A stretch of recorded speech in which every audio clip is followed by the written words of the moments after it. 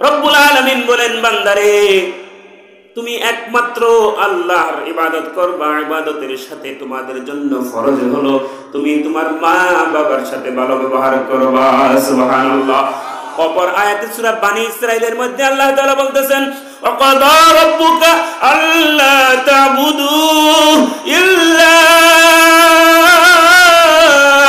ইয়্যা। এত আস্তে আমি এত কষ্ট করে তেলাওয়াত করলাম, আপনারা আল্লাহু আকবার বলতে পারবেন না? আবার চিল্লায় বলেন আল্লাহু আকবার। আল্লাহ বলতেছেন, বান্দারে ওয়াকাদা রাব্বুকা আল্লা তা'বুদু, সর্বপ্রথম তোমাদের উপর উচিত হলো একমাত্র ইবাদত করবা আল্লাহর। ইবাদতের মালিক কে? চিল্লায় বলতে হবে, ইবাদতের মালিক কে? আমরা ইবাদত করব কার? এই কপালটা আল্লাহ বানাইছেন একমাত্র আল্লাহর ইবাদত করার জন্য। এই কপাল দিয়ে যখন কোন মাজার অথবা বন্ড পীরের পায়ের নিচে সেজদা দিব, আল্লাহ বলেন ওই বান্দাটার সাথে সাথে মুশরিক হয়ে যাবে, আর মুশরিকের ঠিকানা হলো জাহান্নাম। নাউজুবিল্লাহ। বান্দা ইবাদত করতে হবে কার?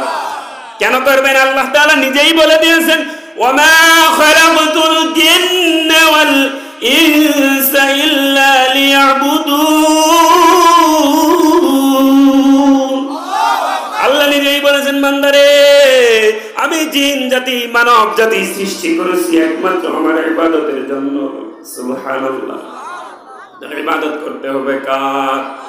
তারপরে আল্লাহ তাআলা বলতেছেন, বান্দারে তোমাদের উপর এক নাম্বার বিষয় হলো ইবাদত করবা আল্লাহর।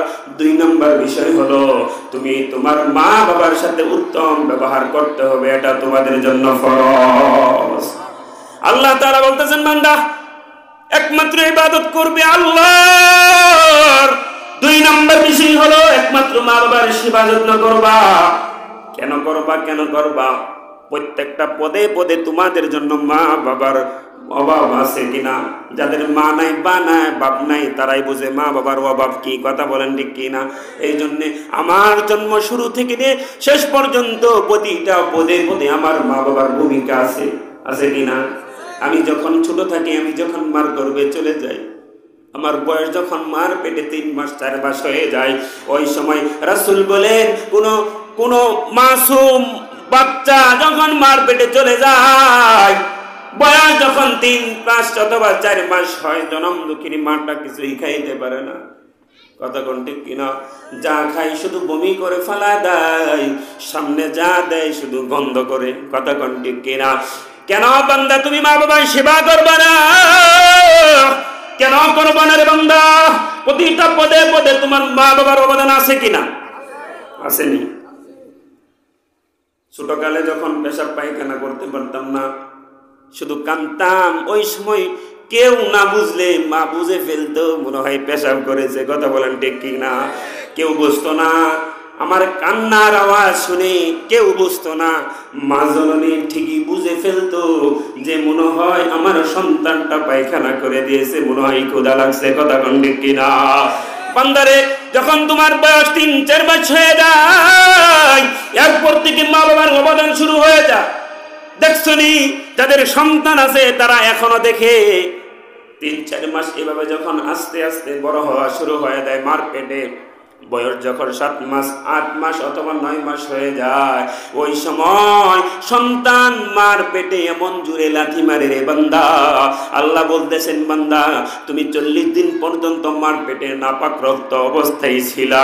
40 দিন পর্যন্ত আস্তে আস্তে 40 কে ভাগ করে দেবে, আস্তে আস্তে তুমি তোমার মা বাবার পেটে, মার পেটে একেবারে শূন্যতায় পরিণত হয়ে যাও, একেবারে পরিপূর্ণ হয়ে যাও। ওই সময় যখন বয়স 9 মাস 10 মাস হয়ে যায়, ওই সময় হাদিসে আসছে আল্লাহ রাসূল বলেন, ওই সময়ের কষ্টগুলো আল্লাহ তাআলা দেখে বলেন, ফেরেশতারে তাকায় দেখ, একজন জনম দুঃখিনী মা সন্তান দুনিয়াতে আসার জন্য কি পরিমাণ কষ্ট করে, তাকায় দেখ। প্রতিটা কষ্টের বিনিময়ে আমি আল্লাহ ওই মার গুনাহগুলো মাফ করে দেই। সুবহানাল্লাহ। মা যখন খাবার প্লেটে ভাত নিয়ে বসে আছে খাবে, ওই সময় জনম দুঃখিনী সন্তানটা, জনম দুঃখিনী মার কলিজায় এমন জুড়ে লাথি মারে। রাসূলুল্লাহ হাবিবে কিবরিয়া সরকারে দো আলম নবী বলে, জনম দুঃখিনী মা প্লেট নিয়ে বসে আছে, খাবে, খানার প্লেটটা রেখে দৌড় দিয়ে বিছানায় শুয়ে যায়। কথা বলে ঠিক গেলা।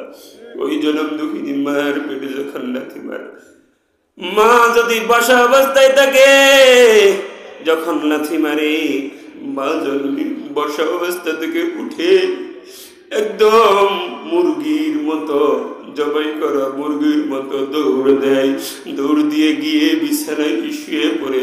অনেক সময় বিছানা থেকে যখন কোনো সন্তান নাতি মারে, বিছানা থেকে, আরামের বিছানা থেকে উঠে এসে আবার বাথরুমে চলে যায়।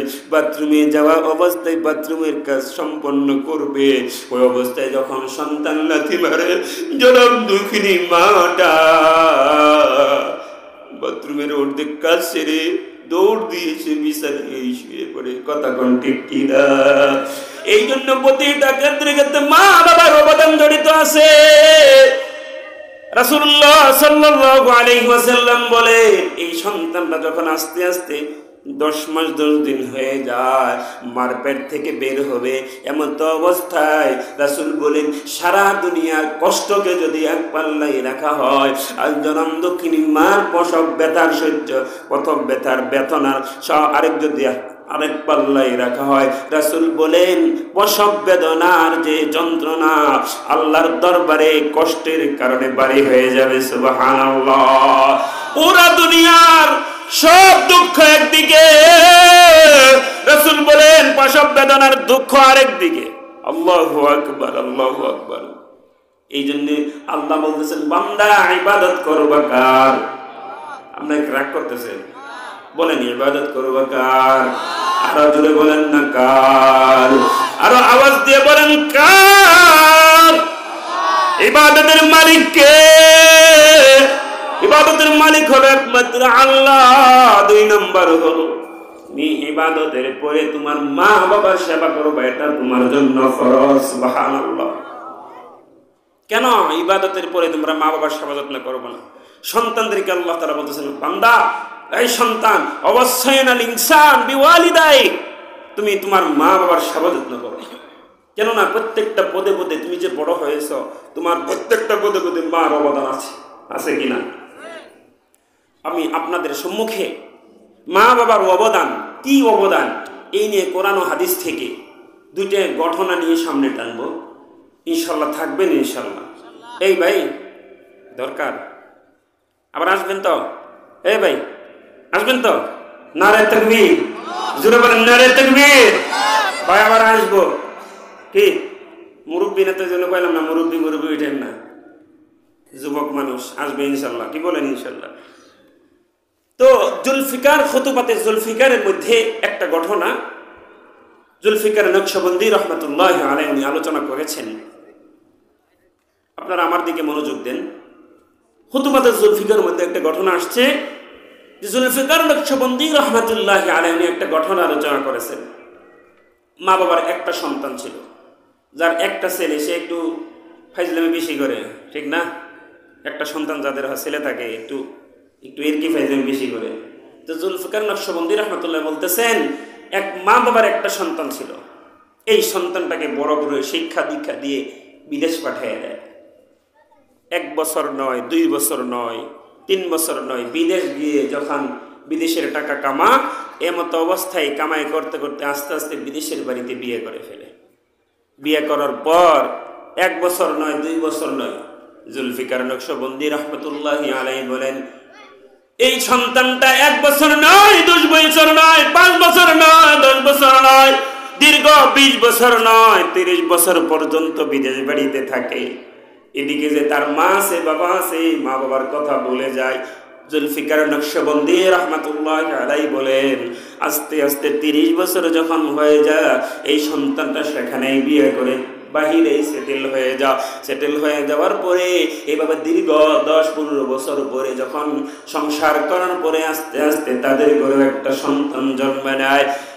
এভাবে 10-15 বছর পরে জুলফিকার নকশবন্দি বলেন, 10-15 বছর পরে আস্তে আস্তে তার এমন একটা রূপ দেখা দেয়, যায়, যে রোগের কারণে সমস্ত মানুষগুলা তার থেকে দূরে থাকে তাকে দূরে পাঠায় দেয়, নিজের ঘরের বিবি পর্যন্ত তাকে দূরে ঠেলে দেয় যে তুমি আমার কাছে আসতে পারবা না, কারণ তোমার রোগ, যে রোগ হয়েছে এই রোগটা আমার শরীরে আসবে। কিছুদিন আগে দেখছেন করোনা ভাইরাস, মা মারা গেছে, সন্তানরা পর্যন্ত কাছে যায় নাই, কথা বল ঠিক কিনা? ওই সময় আলেম উলামারা নিজের জীবনকে বাজি রেখে, যে সময় মা মারা যাবে সন্তান কাছে যায় না, সন্তান মারা যাবে বাবা মা কাছে যায় নাই, ওই সময় আলেম উলামারা নিজের জীবনকে বাজি রেখে তাদেরকে দাফন কার্য সম্পন্ন করে তাদেরকে কবরস্থ করে তাদের জন্য হাত তুলে দোয়া করেছে, কথা কণ্ঠে কেনা। এই জন্য আলেম উলামাদের প্রতিটা পদে পদেও কাজে লাগে, কথা কণ্ঠে কিনা। যখন আপনার বাবার বিয়ে পড়াইছে তখন হুজুর লাগছেনি, জোরে কোন লাগছেনি? যখন আপনার মুসলমানি করাইছে তখন হুজুরকে দাওয়াত দিয়ে খাওয়াইছেন, যখন আপনি আবার বিয়ে করেছেন তখনও হুজুর লাগছে। আস্তে আস্তে যখন আপনার বাবা মারা যাবে, নিজের মা বাবার কাপড়টা পর্যন্ত কাটতে পারেন না, ওই সময়ও হুজুর লাগছেনি, হ্যাঁ লাগছেনি। জানাজা পড়াবে, নিজের মা বাবার জানাজা নিজেই পড়ানো উত্তম, কিন্তু নিজের মা বাবার জানাজা পর্যন্ত পড়াইতে পারেন না, ওই সময় হুজুরের দরকার, কথা করেন ঠিক কিনা? এই জন্য আলেম উলামারা কোনদিন জাতির শত্রু হতে পারে না, আলেম উলামারা হলো জাতির বন্ধু, কথা করেন ঠিক কিনা? দুর্দিনে আলেম উলামারা পাশে থাকে। জুলফিকার নকশবন্দি রহমাতুল্লাহি আলাইহি বলেন, এই আল্লাহর বান্দা 30 বছর হয়ে যায় কিন্তু মা বাবার খবর রাখে না। যখন তার অসুস্থতা দেখা দেয়, এমন একটা অসুস্থতা দেখা দেয় যার কারণে শ্বশুর শাশুড়ি বাসায় উঠতে দেয় না, বউ পর্যন্ত বাসায় উঠতে দেয় না, পাঠায় দেয়। এই আল্লাহর বান্দা চিন্তা করে, হাই রে, যার জন্য নিজের জীবনটাকে শেষ করে দিলাম, যে স্ত্রীর জন্য নিজের জীবনটাকে বিলায় দিলাম, ওই স্ত্রী আমাকে দূর দূর করে তাড়ায় দেয়। দুনিয়ার জমিনে আমার মা সারা মনে হয় দুনিয়াতে আপনার কেউ নাই, কথা কন্ডি কিনা? মা ছাড়া দুনিয়ায় আপন কেহ হয় না, কখনো হয় না, কথা কন্ডি কিনা? এই জন্য মার সেবা জরুরি। যার মা বাবা নাই সে বুঝে মা বাবার যন্ত্রণা, ঠিক নেই? ঠিক নেই তো? যেটা বলতেছিলাম, কুতুবাতে জুলফিকার নকশবন্দি রহমাতুল্লাহি আলাইহি বলেন, ওই সন্তানটা শেষ পর্যন্ত চিন্তা করে, বাংলাদেশে তো আমার একটা মা আছে, অথবা পাকিস্তানে আমার একটা মা আছে, কথা বুঝেছেন? ঘটনাটা পাকিস্তানের, জুলফিকার নকশবন্দির বাড়ি পাকিস্তান, কিন্তু আমি বাংলাদেশকে এখানে সামিল করলাম বোঝানোর জন্য। তো উনি মনে মনে ভাবতেছে, আমার বাংলাদেশে মা আছে, বাবা আছে, 1 বছর নয়, কয় বছর, 5 বছর, 10 বছর, 20 বছর নয়, দীর্ঘ 30 বছর বিদেশ বাড়িতে থাকে। এভাবে আস্তে আস্তে বাংলাদেশে তার বাবার অসুস্থতা দেখা দেয়। বাবাটা অসুস্থতার কারণে বাবার সুস্থতার জন্য নিজের বাড়ি বিড়া পর্যন্ত বিক্রি করে বাবার চিকিৎসা করে, কিন্তু বাবার রোগ ভালো হয় না, তারপরে বাবাটাও মারা যায়। এভাবে বাংলার জমিনে মাটা অসুস্থ অবস্থায় সন্তানের জন্য 20 বছর নয় 30 বছর কাঁদতে কাঁদতে নিজের চোখ দুটো অন্ধ হয়ে যায়। সুবহানাল্লাহ। এই আল্লাহর বান্দা চিন্তা করে, হাই রে, বাংলাদেশে যাওয়া ছাড়া, আমার মার কাছে যাওয়া ছাড়া আর কোনো উপায় নাই। এই আল্লাহর বান্দা বাংলাদেশে চলে আসবে। আসার পরে দেখে নিজের যে জায়গায় বাড়ি ছিল ওই জায়গায় খেজুরের বাগান, সুবহানাল্লাহ। আবার আরেক জায়গায় আঙ্গুরের বাগান।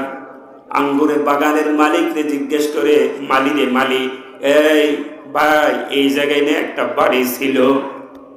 কয়, এই জায়গায় যে বাড়িটা ছিল ওই বাড়িটা বিক্রি করা হয়েছে, বিক্রি করে যার বাড়ি ছিল তার চিকিৎসা করা হয়েছে, এই বাড়ির কোনো অস্তিত্ব নাই, তাহলে এই বাড়ির লোকজন কই গেল? ওই খেজুরের আঙ্গুরের মালিক বলে, আল্লাহর বান্দা, এই যে আঙ্গুরের বাগান ছিল, এখানে আগে বাড়ি ছিল, বাড়িটা বিক্রি করে আঙ্গুরের বাগান দেওয়া হয়েছে। এই বাড়ির যিনি মালিক ছিল সে মারা গিয়েছে। মারা যাওয়ার পরে এর যে একটা ওয়াইফ ছিল, ওয়াইফটাও সন্তানের জন্য কাঁদতে কাঁদতে নিজের চোখ দুটা অন্ধ করে দিয়েছে। কেমন সন্তান, এটা কেমন সন্তান? ওই সন্তানকে যদি আমি পাইতাম, আঙ্গুর যে দা দিয়ে কাটতেছি ওই সন্তানের কল্লাটা ফালায় দিতাম। কেমন সন্তান, বাবা মারা গেছে, মাটা কাঁদতে কাঁদতে অন্ধ হয়ে গেছে, কেমন সন্তান? এই আল্লাহর বান্দা সন্তান নিজের কানে নিজের বচ্চনা যখন শুনতে থাকে, চোখের পানি ফেলে ফেলে বলে, আইরে আমি তো এই পাষাণ সন্তান রে ভাই, তোমার কাছে মাফ চাই, আমাকে মাফ করে দাও। আর বলো ওই অন্ধ মহিলাটা কোথায় আছে? সুবহানাল্লাহ। এই আঙ্গুরের মালি বলে, ওই যে একটা ছুপড়ি ঘর দেখা যায়, ওই ঘরে রাত্রি বেলা সারাদিন ভিক্ষা করে, রাত্রিবেলা আসে, আসার পরে নামাজ পড়ে হাত তুলে তুলে শুধু সন্তানের জন্য কাঁদে। আল্লাহু আকবার। আরে ভাই, সন্তান মা বাবার জন্য না কাঁদলেও কি হবে? মা কিন্তু সন্তানের জন্য ঠিক কাঁদে। কথা বলেন ঠিক কিনা? বাংলাদেশে সব ডিস্ট্রিক্টে যায়, অনেক সময় যখন বাড়িতে আসবো বা বাড়ির থেকে মাহফিলে যায়, রাত্রে 3টা 4টার সময় যখন বাড়িতে ফিরি, খুদার কসম করে বলি রে ভাই, ওই সময় দেখি মাটা দরজাটা খুলে আমার আশার দিকে চায়ে থাকে আর বসে বসে পান চাবায়। গত কিছুদিন আগে দেওয়ানগঞ্জে একটা মাহফিলে গিয়েছিলাম, এসে দেখছি মা, এই রে ভাই, মা কি জিনিস বুঝি না। মা একটা গামলার ভিতরে আগুনের অঙ্গার গুলো নিয়ে আগেকার যুগের মতো মাটা চোখের পানি ফেলে আর আগুন তোফায় আর আবার আগমনের অপেক্ষা করে। আমি আসলাম, আসার পরে জিজ্ঞেস করি, মা রাত্রি 3টা 4টা বাজে, এখনো ঘুমাও নাই রে মা? মা চোখের পানি ফেলে ফেলে বলে, সন্তান রে, বাবা তুমি যতক্ষণ মাহফিলে থাকো আমার মা কোনো ঘুম আসে না। কোথায় মাহফিলে যাও জানি না। জিজ্ঞেস করে, বাবা কিছু খাইছো নাকি? কিছু খাইছো? আমি বলি, মা আমি তো খাইছি, আমাকে তোমার ভালোই খাওয়াইছো, তুমি খাইছো। বিশ্বাস করুন রে ভাই, দেখছি মার চোখের পানি দেখে দেখে নিজে চোখের পানি ধরে রাখতে পারে না, জোরে ধরে বলেছি, মারে মাফ করে দিয়ে রে মা, আমার জন্য অনেক কষ্ট করেছো মা, মাফ করে দিও। বিশ্বাস করে রে ভাই, মাটা আমার কপালে চুমু খেয়ে বলে, বাবা যেথায় মাহফিলে যাও কিন্তু আমার তো আর ঘুম আসে না রে বাবা। আমি মাকে সান্ত্বনা দিলাম, যার মা নাই 2 ফোঁটা চোখের পানি ফেলাও। রাসূল বলেন, কোন সন্তান যদি মা বাবার জন্য চোখের পানি ফেলায়, রাসূল বলেন ওই মা বাবার কবরে আযাব চিরজীবনের জন্য মাফ হয়ে যায়। এই জন্য মা বাবার জন্য চোখের পানি ফেলাও রে ভাই।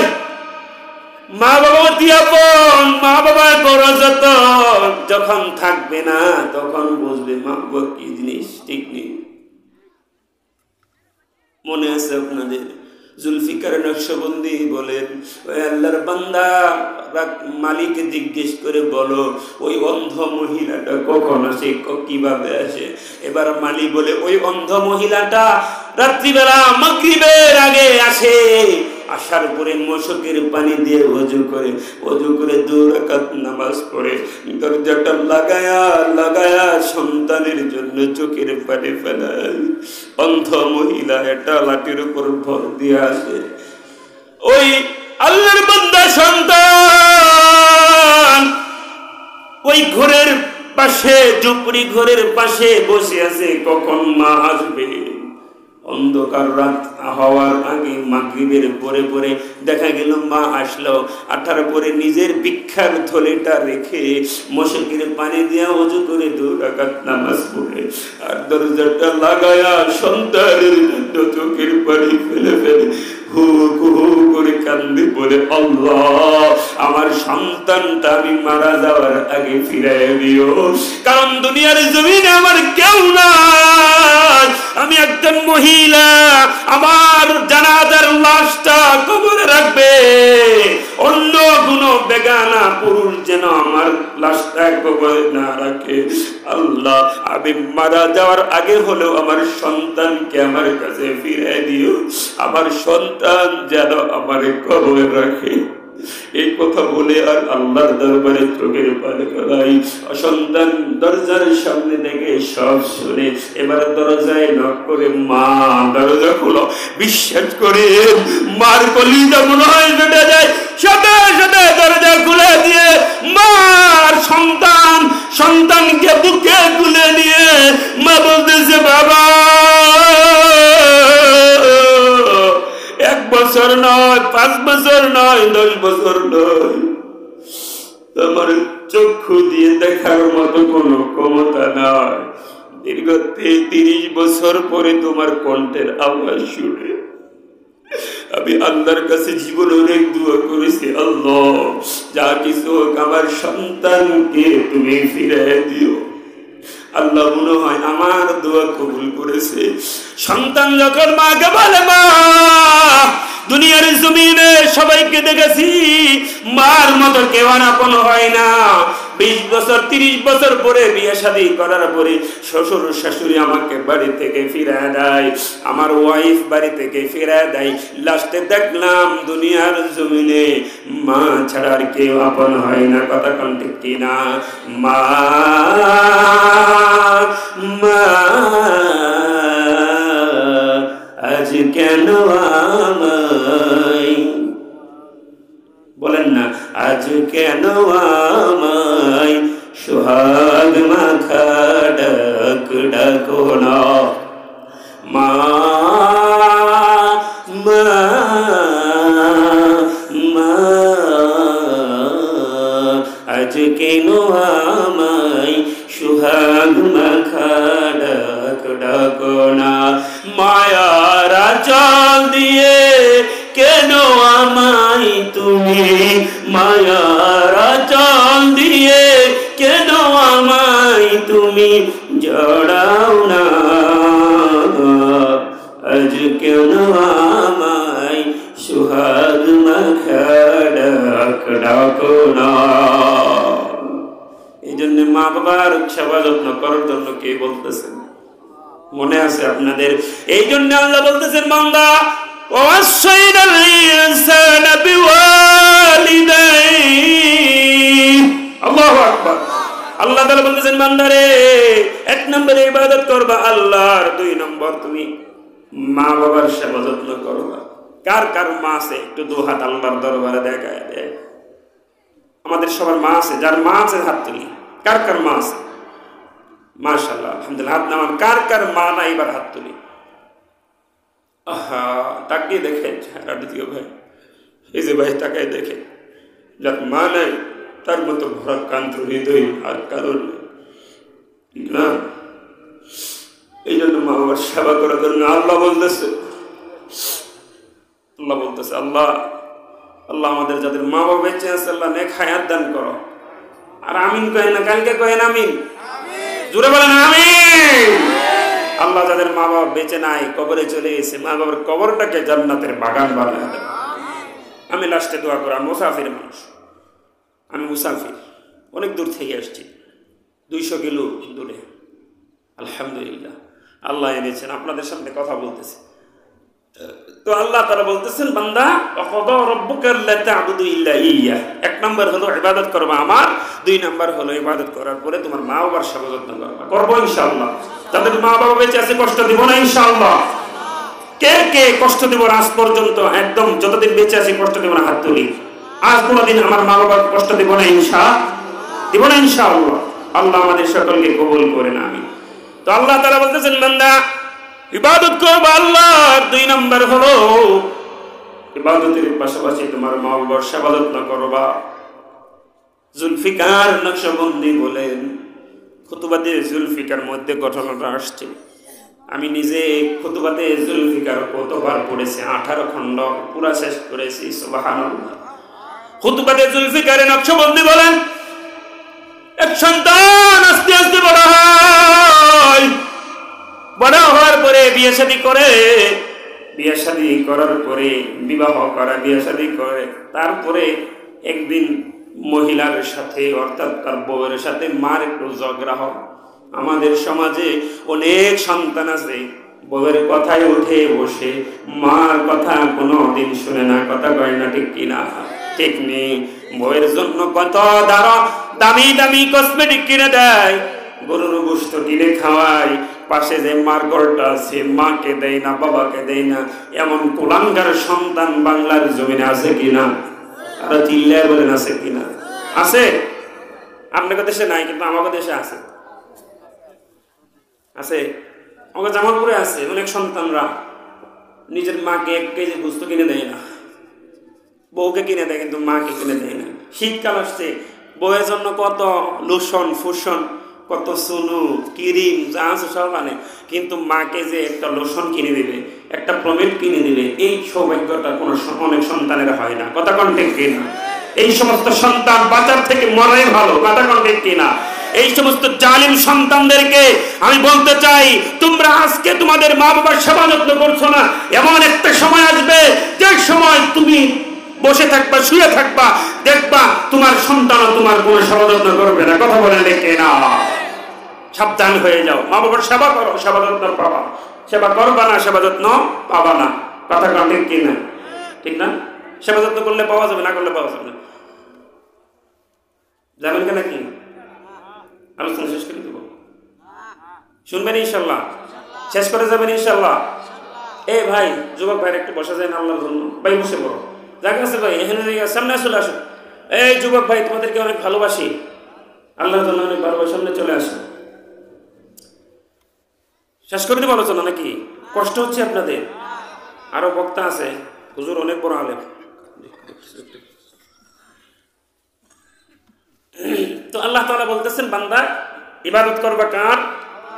আমি 2টা সাবজেক্ট নিয়ে কথা বলবো। ইবাদত করবো আল্লাহ, 2 নম্বর হলো সেবা যত্ন করবো মা বাবার। রাজি আছেন ইনশাআল্লাহ? তো এটা বলতে যাচ্ছি খুতুবাতে জুলফিকার নকশবন্দিতে। জুলফিকার নকশবন্দি রাহমাতুল্লাহি আলাইহি বলেন, এক সন্তান বড় হয়, বিয়ে শাদী করায়, বউয়ের সাথে মার একটু ঝগড়া হয়। ঝগড়া হওয়ার পরে সন্তান যখন আসার পরে বউ বলে, তোমার মা তো আমার এই বলছে ওই বলছে। এখন মার কথা না শুনে এই সন্তানটা হাতে লাঠি নিয়ে মাকে আঘাত করে ফেলে। নাউজুবিল্লাহ।